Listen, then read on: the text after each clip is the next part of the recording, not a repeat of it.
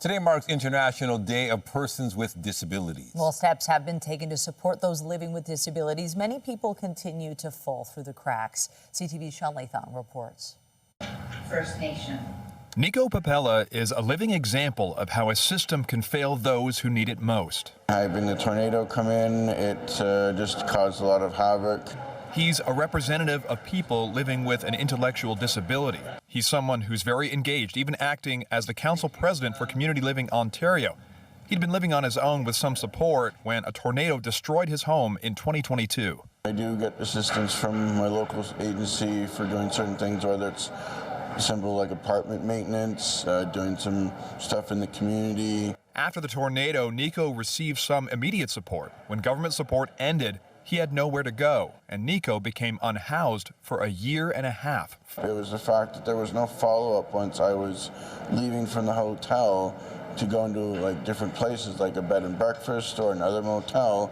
They weren't following up to say, hey, what kind of assistance do you need? The system is crisis driven, so unless you're in a crisis, you're not going to get all the support you need. Chris Beasley is the CEO of Community Living Ontario. He says that support for people with intellectual disabilities has dropped dramatically. Over the past 30 years, we've had a cumulative investment in core funding of about 7%.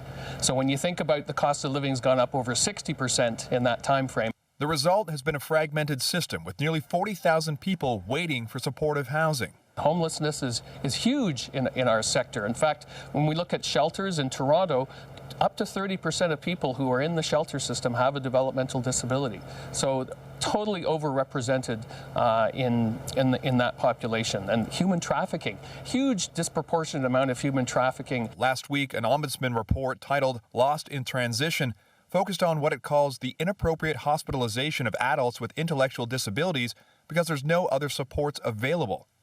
The financial costs to the province are enormous. Housing someone in a hospital bed for years is extraordinarily expensive.